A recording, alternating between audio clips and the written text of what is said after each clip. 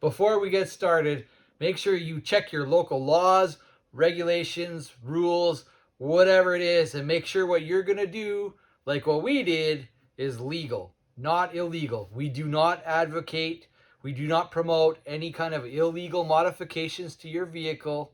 So please just follow the rules, and that way it doesn't get taken away from all of us. And another thing, we're not doing this to make more smoke, because smoke is bad. We want performance, longevity, and reliability. Hi everyone. So today we're going to start on our 6.7 Cummins emissions delete. It's about time! Warranty's off the truck and we're going to go through and get rid of all this crap that causes nothing but problems and issues. And we're going to show you how to do it.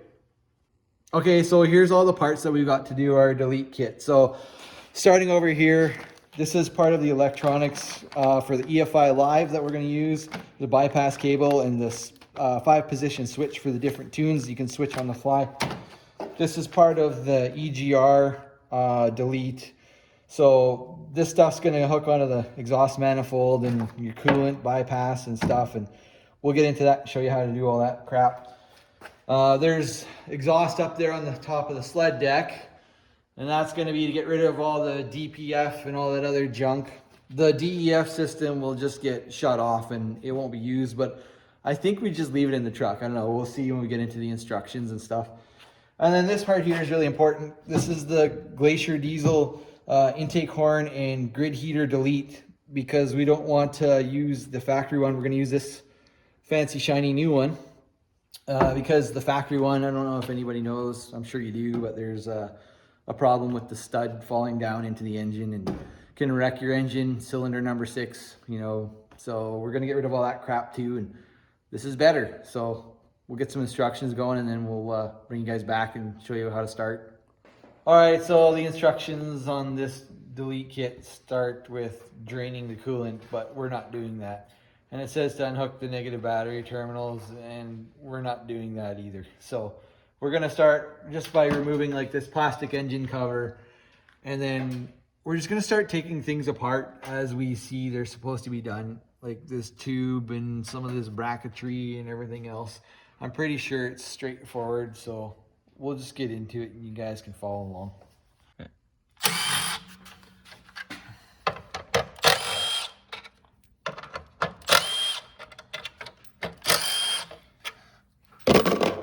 I don't know how much of this hardware we need to save, so we'll just throw it all in that one bucket and figure it out in the end. I'm sure we'll have a big junk pile too.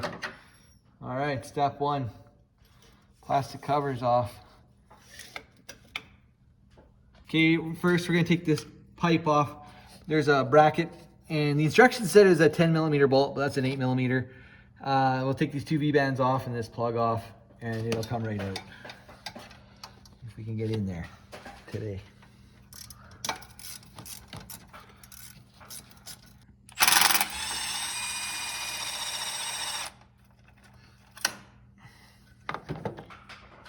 Okay, we're gonna pull this plug off, so that red tab has to come all the way up, and then just should push, slide off. This one's in the way. I'm gonna move that too. This heat shield's got to come off eventually, so we're just going to move these cables out of the way right now with my little kind of upholstery popping tool. And then we'll take this one off here, off this stud, and then we'll take this nut off and this bolt off. We'll get rid of that. Okay, so these V-band clamps are loose. We got all the brackets off, so let's pop those off somehow. Yeah, there. That one's off. That one's off. I don't know how this thing comes off, so we'll just try and... There's one side.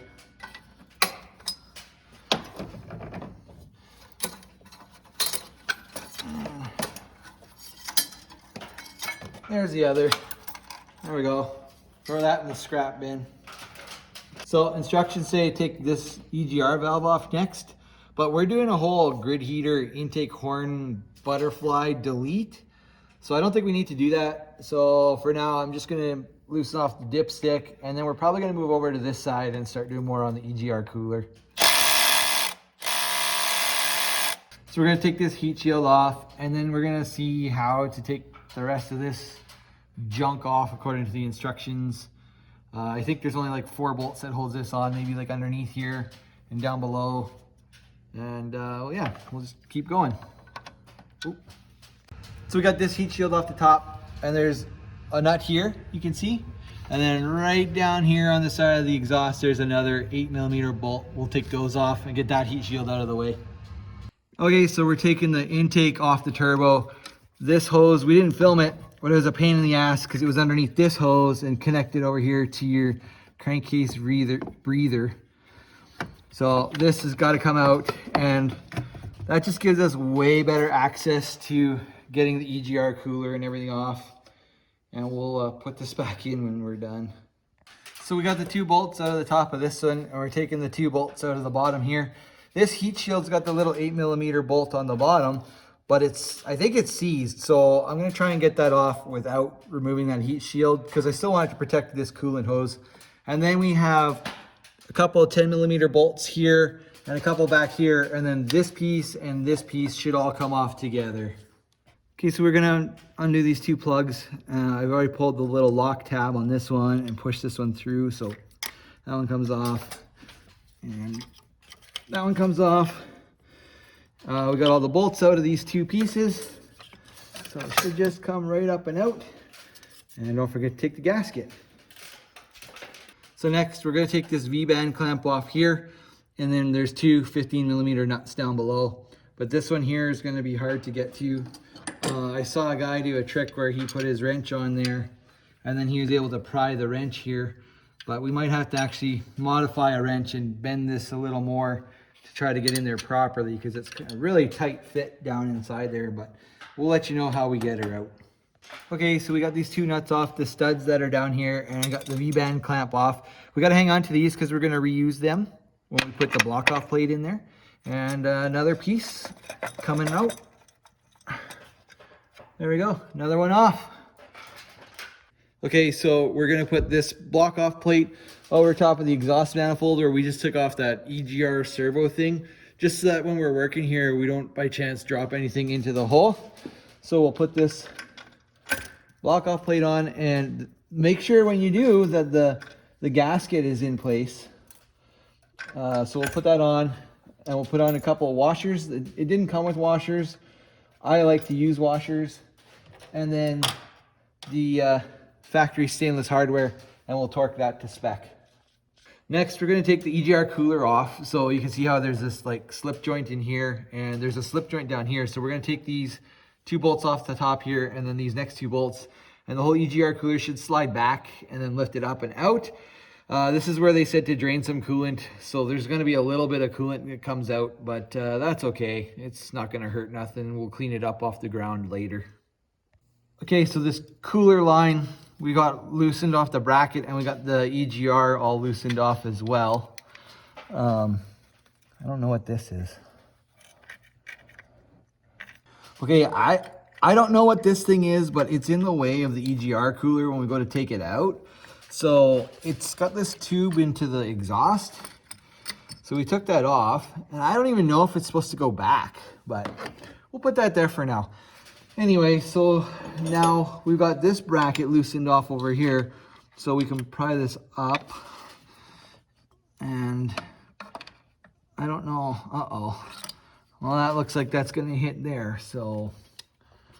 Okay, we're gonna have to figure this one out. Okay, well, it looks like we're gonna have to take off the top of the valve cover, because I don't wanna break this piece. It's all plastic, so we can get this cooler line out, so we can get the EGR cooler out. So we're just gonna do that. We moved the wiring that was over on this side of the engine, just tucked it over here for now. And I said we tucked it over here for now. Stay. And now we're just gonna pull all these bolts off, and we'll just pull it. Oh, come on. We'll just pull the valve cover. And of course that socket's not gonna fit. All right, we'll get this done here, and then we'll come back to it. Okay, so we got all the bolts out. Don't forget to take your oil cap off, because otherwise it won't come off. And this is actually your crankcase ventilation filter that you got to replace, I think, every 100,000 kilometers. So we're just going to pop it off here. and get it out of the way. Yeah, there's your filter right there. That's got to be changed. Now we have access to this coolant line, and let's see if we can pop that out. All right, let's see what happens here.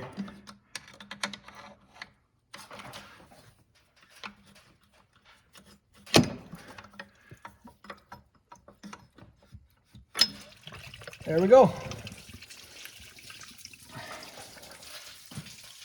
Okay, so there's also two bolts or nuts in the back, similar to this block off plate at the very back on the EGR cooler. So there's one, oh, come on, focus. Your focus needs more focus. Okay, there's one right there, and then there'll be another one on the other side that's kind of back in behind, focus, back in behind there. So I think we can get to it with a wrench kind of on the backside or a socket. And we'll take those two off and we'll come back to when we're about to pull the EGR cooler. All right, so we got all the bolts out of that EGR cooler. And there we go, we can see she's loose, but it's got to slide out of here and it's got to go back. So, I don't know, let's see. Dead blow, I guess?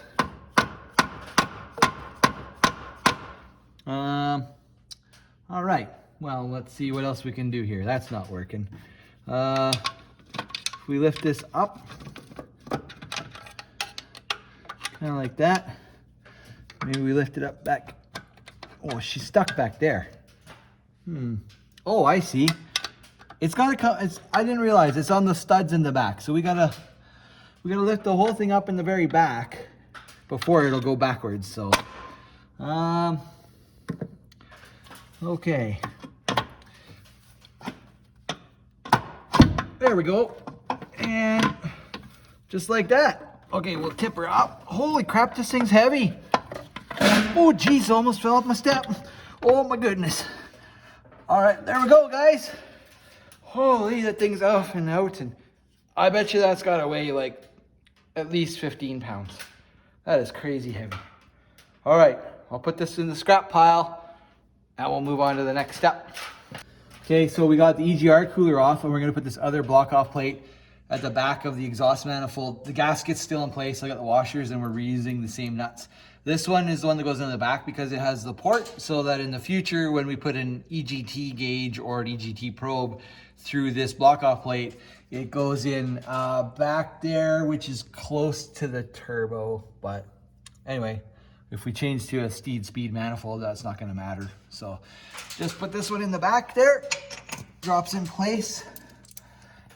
Put the washers on again, and then we'll put on the nuts. We're reusing the nuts from the EGR cooler. And we'll tighten that down and torque it to spec. Okay, so we're gonna take this big hunkin' cast iron bracket off. So there's a bolt here for this bracket, and then there's two bolts which are the exhaust manifold. I'm gonna use this ratchet instead of the Ugga Dugga because I'm worried about breaking off bolts. I mean, the truck's only got 61,000 kilometers on it, so hopefully it's not gonna break any bolts off, but it is an exhaust bolt, so it kind of sees a lot of heat cycles. Oh, yay, look at that. That was really easy. Okay, fingers crossed if this one works. Oh, that is wonderful. Yeah, awesome. Okay, we'll carry on taking those out and this one out, get that bracket out of the way, and then we'll come back to the next step, guys. All right, so we've got the new bracket on with this new piece here and the standoff bolt. Got rid of this other bracket. And this is all kind of solidly bolted up. So we're supposed to put this hose from here to here onto where the EGR cooler was. The problem is though, we got to trim this up to the right length when we go to put that on, but this needs to sit down lower. So we're actually going to try to replace this with a barbed pipe nipple that'll fit in there. I'll show you guys how it's supposed to sit. So like it'll sit kind of down in there, you know, something like that. So that's how we want it to sit. So I'm not going to try and rig this into there or anything because I don't like that. I want to do it properly and do it better. So we'll get the proper fitting for that. And then it's got this pressure sensor that is bolted into the manifold over here. And I don't know if we're reusing it or not, but the instructions said to reuse it. But it's got a funky bend on the tubing. Well, it gets right in the way of this nipple here. So like, I don't like that a whole lot, and it doesn't line up with the bracket here. So we're gonna put a couple more things on here to see how they fit up.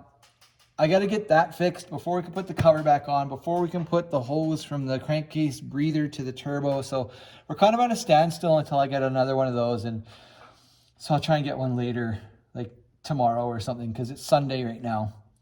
So for now, we're going to just kind of pump the brakes on this side, and we're going to move over to here. We're going to start taking off the intake horn and stuff, because we're replacing the grid heater and the intake horn and all this junk. So we got to get rid of this stuff. So we'll stop here and we'll start working on this side for now. Okay, so we've got the dipstick bolt out here, and then we took the wiring harness off of here. So we're gonna loosen off this clamp from the intercooler to the intake. We've got this EGR unplugged. This tube was off. Like this is unplugged here for this crap. So we're gonna take these bolts off of the intake horn to the manifold plate. And we're going to loosen this off. And I think there's a plug on the back side here. And we'll see if we can take this all out in one piece. If not, then we'll take off this piece and we'll take off this bracket and take it apart in a couple pieces. But we don't need this junk where we're going. So you're out of here, brother. Okay, so we got all the bolts off and we're going to pull this intake out. I gotta tell you guys I lied and I cheated. I broke it loose before we started filming because it was really tough. But anyway, here we go. So let's get this sucker out. And it's out. And let's look. There you go. That's all that soot. It's part of the reason why we're getting rid of this EGR. And if you have a look here, look at the intake grid heater. Look at all the soot and junk on there. That's terrible. Anyway, we're getting rid of that to stop all of that from going back through the engine. And we're gonna put a new grid heater and a new intake horn on, so we don't need this piece of junk where we're going. Hey guys, all right, so it's been a couple days here, been working and stuff, but I thought I'd give you an update where we're at. So this hose here, I ended up just using the hose that came with the kit. And it fit over the fitting there, so I didn't actually have to get one of those barbed kind of fittings. But I did trim the hose down a little bit so that it clears kind of right back here on the crankcase. So I tried to file it down a little, but I just thought, you know what, I'll just trim the hose and lower it as well. And then right here where it goes into this piece, I did trim quite a bit off of here. So this piece I probably trimmed off about 1.5 inches, and then over there, I probably trimmed off like 3/4 inch. This exhaust pressure sensor right here, I wasn't sure what to do with. So I just kind of, like it kind of goes down onto the exhaust manifold down here. Just kind of bent it out of the way because the hose here kind of gets in the road. And then this tube actually has a provision to bolt it on right here. You can see where you're supposed to bolt it on, but I thought that maybe if I zip tied these two together, it holds this breather clamp off the coolant hose and gives this a little more rigidity too. So that way, like, it won't hopefully like vibrate or anything, because this was bolted to the brackets before, but there's no place to bolt it to now, and I just didn't like it sitting there vibrating on its own. Anyway, so crankcase breather is hooked up, plugs back in, the CCV filter cover or valve covers back on and bolted on. Our block off plates are both in place, one there, one back there. So then now I'm putting the intake side back in. So I got that back down on the turbo, and this side's pretty well done. So this leftover plug, I'm just gonna put some dielectric grease in there, and then I'll probably just tape it up really good for now, and maybe just kind of like zip tie it back out of the way. But I think what I'll end up doing is getting some shrink wrap or something to kind of cover that up.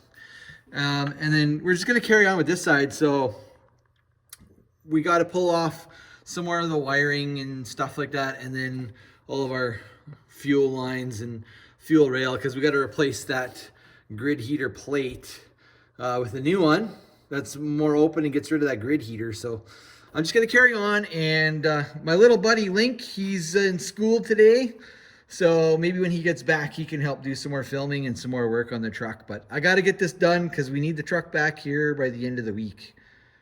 All right, I got a bit ahead of myself here. I'm taking these wires off again from the crankcase sensor and the exhaust pressure sensor. I'm going to take this main harness off. I'm going to take off this injector harness here. And then there's another crankcase plug. Sorry guys, I'm trying to do this one-handed. There's another crankcase plug right there. And then there is this piece of foam. There's this piece of foam here. And then you got this wiring harness here. So what I'm going to try and do, I saw it online, is you take all this wiring harness and kind of lay it over into this open area so that you get better access to your fuel rail and fuel lines, and you move your dipstick over, but there's a bolt there. So we got better access to all this, and it's more just for cleanliness because I don't think I have any caps to cap off all my fuel lines, so I got to be very careful with dirt and debris. So I want to make sure that this is all clean. I'll probably move everything off to the side and then vacuum it, maybe blow it out with some air. Make sure it's clean before I get started. So anyway, I'm going to get all this stuff out of the way, and then I'll show you guys. So like there's the main harness. There's a plug there. There's one back on the fuel rail. There's like this stupid foam thing. I don't think I'm going to put that back in. Like that just seems like it's a pain in the ass. It's supposed to be to make it quiet on your fuel rail or something. I don't know. Anyways, I got this one off of the dipstick tube, and then you got to pull this breather and this breather off the valve cover. Anyway, I'll get to that in a bit, and then I'll show you guys what I've done after. All right, so I'll show you here, everybody. So I got all the wiring and stuff and those crankcase breathers off of here, and all kind of pushed back over to this area over here, off to the side of the engine. See, I've got a rag in there, plugging that up. I'm gonna place a rag over top of the grid heater because I don't want anything to fall in there, even though I'm gonna clean that out when I go to put the new one and stuff on. But that wiring harness back there, you can see the lifting lug. Let's see if I can set this down here somehow.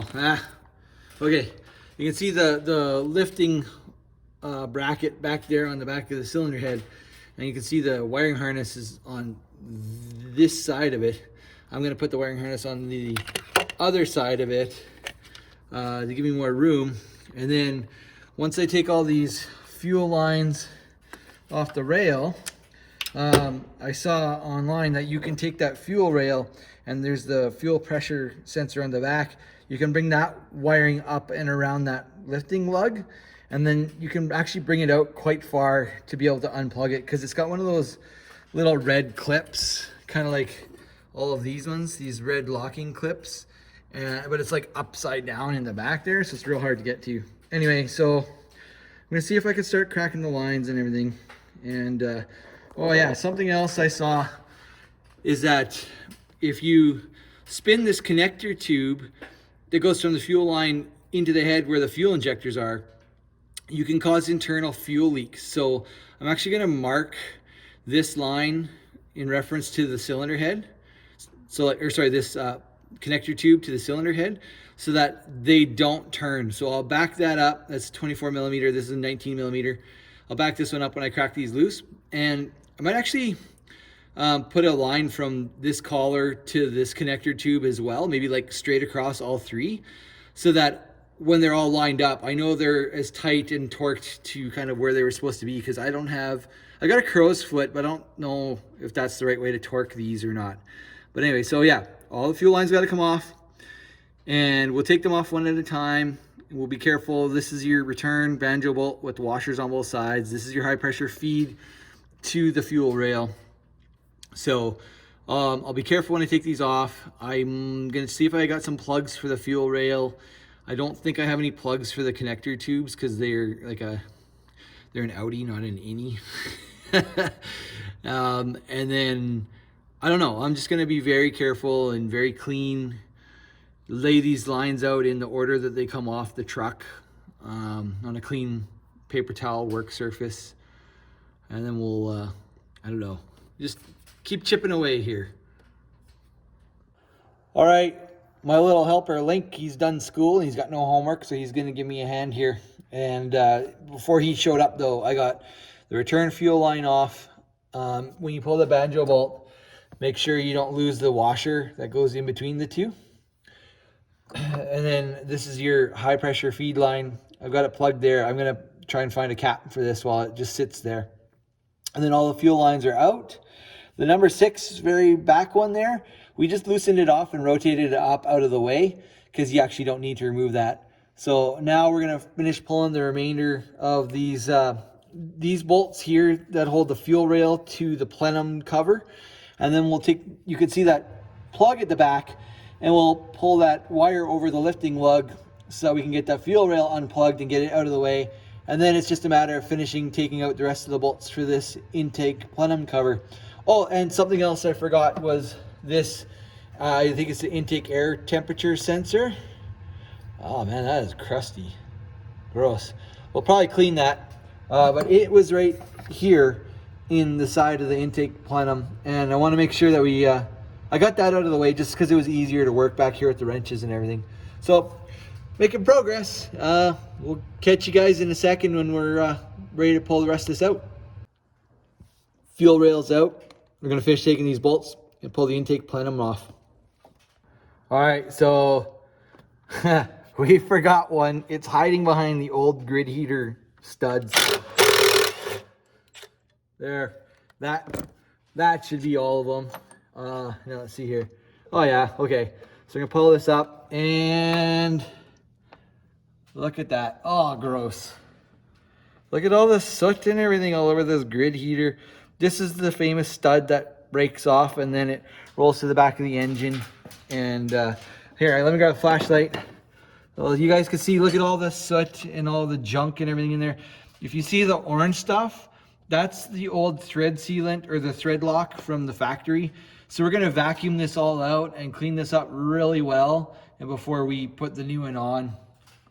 So before we start to reassemble, I just wanna show you guys like what we're doing here. So this is the factory intake horn and stuff. And like you can see, look at how small this hole is for airflow. Like that's garbage. This is a serious choke point. That this is connected right in here, and like you can see where the grid heater is, it's another choke point. And look at all the soot and all the garbage. Okay, so the new Glacier diesel intake horn, we're going like, look at the difference. It's a huge difference. So if we were to put this one on the factory grid heater, well, it's probably better, but it's not ideal because the grid heater still has a small opening, so still a bit of a choke point. So this is the new Glacier diesel power grid heater delete. So it gets rid of this, and you can see that the openings are kind of matched for the sizing, so no longer a choke point. And then this is the new grid heater from Glacier diesel. So it's going to end up bolting onto. It's going to bolt onto the intake horn here. So it's the actual factory same size, and it'll just bolt right into the stock location, gets rid of your butterfly and your EGR and all that junk. So that's how that's gonna work. So a better explanation of the grid heater delete, and another reason why we're doing it is, so this is where the electrical wire connects to, and you can see this is a plastic piece. Well, it's got to be plastic to insulate because this is aluminum, which will conduct electricity. So the plastic piece comes around, and then there's this stud, and the electricity runs through this piece of metal, and it heats up your intake grid heater, which is grounded on either end. So what happens is this stud here, you can see by, look at all the soot and everything. Well, that soot holds moisture and stuff, and it corrodes that stud because it's got, you know, other kind of emissions that kind of collect here because of the recirc with the exhaust gases coming back to the intake side. So this will actually corrode off, and with the added stresses of heat and electricity and stuff, it'll break off and rolls to the back of the intake and down into the engine. So if that does happen, you're lucky if you only have to do a cylinder head. But if you're unlucky, you're doing a whole engine, because it'll destroy the block and the piston and the cylinder head. So a good way to tell is when this is in the truck and your battery cable is connected, you can just grab this and give it a wiggle. If this plastic piece moves at all, I would recommend stop driving the truck and then address this issue immediately. If you're under warranty, maybe the dealer can fix it, but if you're not under warranty, then you're on your own, and that's an expensive bill. Okay, so we're gonna install this one onto the intake now. It's all cleaned up and vacuumed out. But you don't wanna install the bolts where the standoffs go. So we've got these standoffs to hold the fuel rail up a bit, kind of like the factory intake plenum.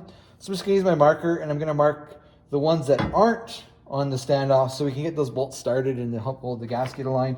So I'm just gonna put a little mark on each one of these, just referencing the factory to the aftermarket plenum cover. Just like that. So now I know which ones to go with the short bolts, and then using the standoffs for the long bolts. It says in the instructions to, you can either reuse the crush washer on the intake plenum temperature sensor, or you can use the O-ring. I don't know. We'll see how it kind of fits up. But I'm not going to put that in until after, because I liked having the extra room with the wrenches to kind of install the lines. So we'll go ahead and get this put in place, and then we'll take some more video. Okay, so you guys can see that we got the new intake plenum in this new plate. So there's no more grid heater. I'll show you. Ooh, it's nice and clean in there. So we cleaned it all out, and we got it kind of covered up so nothing drops in there. We got the fuel rail in with the standoffs to hold it up. And you can see there's the relief here for this high pressure fuel line, and this is the return line. We got those connected. In the back, I'm just working on number 6, and then this is the fuel pressure sensor plug. We'll plug that in after we get the number 6 line in there, because it was in the way when we were trying to get number 6 loosened off. And then we're going to slowly start putting in number 5, number 4, number 3, number 2, number 1, all the way back up. And once we have all those injector lines in place, then we're going to start working on getting this wiring harness all put back and laid across the top of the engine stuff. So we're just gonna keep chipping away, and it's coming along. All right, so we got all the injector lines connected. So now we're gonna take this wiring harness. I don't know, I'm gonna see if I can leave it on that side of the lifting lug, and we're gonna start moving this all back to where it's supposed to be. I'll lay it all back across the engine and all this other crap. We'll get this all hooked back up. Oh shoot, almost forgot. We got to put this intake air temperature sensor back in. I'm gonna clean that first, and we're gonna put it in. It goes back here. It's a 1-inch wrench to put that in. Yeah, we'll just keep plugging away here, and then we'll show you guys when we go to put the intake horn and grid heater in. Okay, so all of our electrical connectors are all back in place where they need to be. There's this one here that we got to tape up, and then these two as well, because they're all part of the EGR cooler. So next up, we're going to put the intake horn and the new inline grid heater in here. But to do that, we got to put over the map sensor, and we got to do some plugs. So we'll do that. Okay, so we're done. You can see that we got the new intake horn in, and it was a pain in the ass because there's a relief cut in the back for the number 1 cylinder injector line. And that injector line, we had to actually like tweak over the fuel rail. We had to push over, loosen off. And we actually had to hammer the back corner there because it was interfering with the horn. But here's the new intake horn, and here's the new grid heater that's all tightened up. These two are your grounds, and this actually uses the ground through the bolts, through the horn, through the bolts and into the engine. But like if you really wanted to, we could probably run a ground strap from here up to the battery. And then the power wire for the intake heater, it used to be back over here on that stud, and now it's just bolted on right here. These two are tied together. That's about it. Everything's kind of buttoned up here. Got our boot on. Everything's tight. And that's it. So next we got to go and work on the exhaust, and we got a little bit of electrical to do. Hey everyone. All right, so we're gonna start installing the wiring into the truck. So we have, I'll just show you up here. We have the new OBD2 with the switch on the fly switch here, and then you have the knob that goes on it. Now this switch, I'm gonna see if I can do this one-handed. My little buddy Link's in school again today, but this switch has a number of different positions. Yeah, hang on a second. Number of different positions, and if you take this nut off underneath the collar, you can set it for whichever position you want. And I think my truck's only going to have 4 tunes in it when the guy does the tuning for me. I'm getting some custom tunes done. Anyway, so I changed this to a 4-position switch, and then here's the new OBD2, and then your factory OBD2 plugs into this. I don't know why it's got the piggyback, maybe for other kind of gauges and stuff. And then 2018 only is this bypass cable right here. So I took the panel off the dash just because I'm trying to figure out where to put the switch. And because I got a stick shift, down in here, let's see if I get my flashlight to show you guys. Down in here is this like little kind of cubby, and I was thinking how cool would it be if I put the knob, the switch on the fly knob in here, so it's kind of tucked back underneath out of the way, and kind of like a sleeper type of mod where nobody would know that the switch is there. I just reach down while I'm driving and click, and we get more horsepower. Of course, I say it's a sleeper mod, and I just show everyone on YouTube where I want to put my switch. So I don't know, whatever. Anyway, so I'm just looking to see if I can get in behind there to try and mount that switch. I don't know if I got to pull some more of the dash panel off here. I don't really want to pull this panel off because it's all one piece, and I got to pull this panel off. So I'm going to see if I can take just this piece off where the ignition is to kind of get in behind there a little better. Also, this bypass cable has to be installed. So the bypass cable, from what I understand, is sorry, I'm bad at this. I need my son here to help me. This yellow and tan wire there that are right across from each other, you got to pull those out, and I believe the instructions say to just tape them up, probably not touching, and then install these 2 ends where those ones were, and then this white plug here goes up into this green plug, and it says you can plug it into any one of the open slots.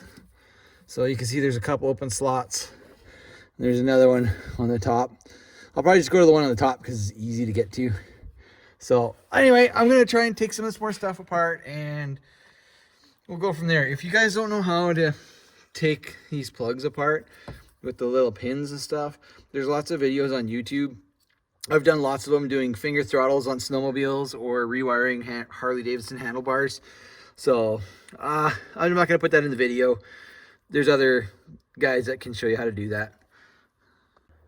Okay, so we got the 2 wires put in for the bypass. I don't know what the bypass cable bypasses. I have no idea. But anyway, I got the 2 clips in there, and then I got them run up, and they're plugged into this green thing where they're supposed to go. And then the other ones, you can't really see, but I got, well, maybe kind of. I bent them back here, and they're covered in shrink wrap and zip tied and taped in place here so that you cannot touch anything. So that one's done. And then now I've got the dash opened up on my truck because I want to mount that switch down underneath inside here. Focus. Inside here someplace. But I am not going to start drilling holes in my truck to put a switch in there if I have no idea what's back there. So we took the dash off. Now to take this dash off, it was actually pretty easy. Inside this cubby there was a screw. Up top here there was 2 screws, and then this tray that was up top there, right? But when you guys pull the tray out, be careful, because like if you look at these clips on the back, you can kind of see these clips. So like it's like hooked in like this and then down. So if you try to pull it from the back towards you, you'll probably just break those two clips right off, and then it won't fit right. Well, I guess the screws will hold it down. Anyway, so yeah, I got those parts out. And then there's all these plastic clips here. So you're supposed to use like a little prying tool and kind of like, you know, pry and pop it off all the way around. I just tried to wreck the shit out of my fingers and just get my fingers in behind and then just give it a good tug and kind of just work your way along gently. So anyway, well, I'm gonna drill the hole so I can see like down here, way down here, right next to the 12-volt outlet is kind of where I want to put the switch. So I know that right back, let me switch hands here, right back down here, this is the back of that wiring right there. That's the back of the 12-volt outlet. So I can put it in the side over here, and it's nice and smooth and flat. So that's a great spot to put that switch. So nobody will know. All right, so we're done with the install of the switch and the wiring. So I put the dash panel back together, and this piece is all back together. Just popped it in, put the screws and stuff in. And now, I don't know, can you see the switch? Anybody? No? It's right here. Right there's where the switch is. So get the shifter out of the way. Here it is right here. Hang on, I know you can't see that real good, so hang on a second here. I'll turn on my flashlight on my phone. Link's videoing and my son's back. So anyway, here's the switch. So this is how I've got it mounted. Back up there a bit, Link, so then they can see. Back up some more, buddy. There you go. So here's where the switch is. So there's how you just change your tunes when the truck's running. And that's it. Pretty simple, pretty easy. All right, coming to you live from underneath the diesel. We're gonna start taking out the exhaust system. So, right kind of back there, there's a plug, and back there, there's another tube or a plug or something, and there's more plugs and sensors, and there's all kinds of stuff all the way along. So we're just gonna keep, like you can see, there's a sensor there, but then there's like a plug that it goes to right there. Then there's this flange. Oh my gosh, it's so close. There's this flange here. So this is the downpipe that goes up to the turbo. We're not going to take the downpipe off. Oh, sorry everybody. I'm trying to do this one-handed underneath the truck. But we're just going to unbolt it from this flange here all the way back. There's another flange, or sorry, another pipe connection at the very back over there. And we're just going to unplug all the sensors all the way along and just kind of, we'll tape them up and stuff after we're done. So I'll just start taking all these out, and we'll drop the exhaust, and this is the stupid DPF gonna get yarded out of here. All right, well, we got the catalytic converter and the DPF out of the truck. So this was a kind of a pain. There's the 3 bolts there, and there's the 4 bolts here, and I separated them. And then all the exhaust hangers, they were a real kind of pain.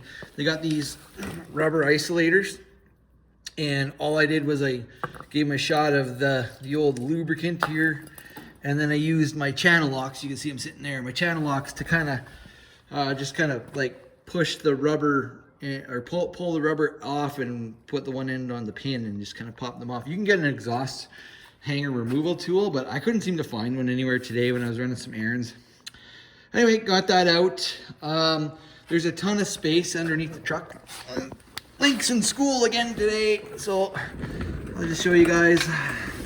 Look at all the room. There's the open-ended pipe, and here's the other end of the tailpipe. I was really hoping to use the stock tailpipe going out the back to make it look kind of stock still and sound good. But now that I got all this room up in here, I think this is a good time to go through and put some dielectric grease and tape up all of these plugs everywhere, you know, because I don't know if they're Like, I don't want them to throw more codes and stuff. It's probably going to throw a bunch of codes anyway, but there's a whole bunch of plugs. I'm going to dielectric grease and tape them. I'd like to shrink wrap them, but I don't have any shrink wrap at this time. And we'll also do the ones up underneath the hood that I haven't done yet either. So, well, I got the tape and the grease going. I might as well do that. So I got like this one here for the EGR. And I think there's these two. And there's another one down here. So there's those three that I gotta do as well. And that should be it. Forgot to show you guys that the truck started, it ran. It took a while to crank it over, get the fuel back to the injectors, but it runs and there's no leaks. So I'll just carry on and I'll show you guys when I go to put the exhaust back together. All right, so we're all done with the electrical connectors. So I've got them all full of dielectric grease, and then I got them taped off really good and zip tied up. I kind of got them facing up so that there's no water or anything will collect inside. There was 9 different plugs underneath the truck on the exhaust system. So here you guys can see the exhaust is all done. But we got like, there's a plug up there, and there's some plugs all the way along here. We got them all zip tied up and out of the way. We got the straight pipe in all the way along. This connector right here, this is the one off the DEF tank. There's 2 little clips on the side, and all you got to do is push the clips in, like pinch them really hard, and it just slides off. I'll show you where it came off of on the old system, which is right here. So the collars fits over top of this, so you pinch really hard, and then it just slides right off of that one. And that's it. All right, everyone, here it is. The truck is done. We got the straight pipe exhaust in it. I'll give you a quick look. So there's no more DPF, DEF, catalytic converter. It's all sitting here on the floor, you know. Woo, we don't need that. Anyway, all right, so I got my buddy Dylan over because Link's in school. Okay, Dylan, go ahead, start it up.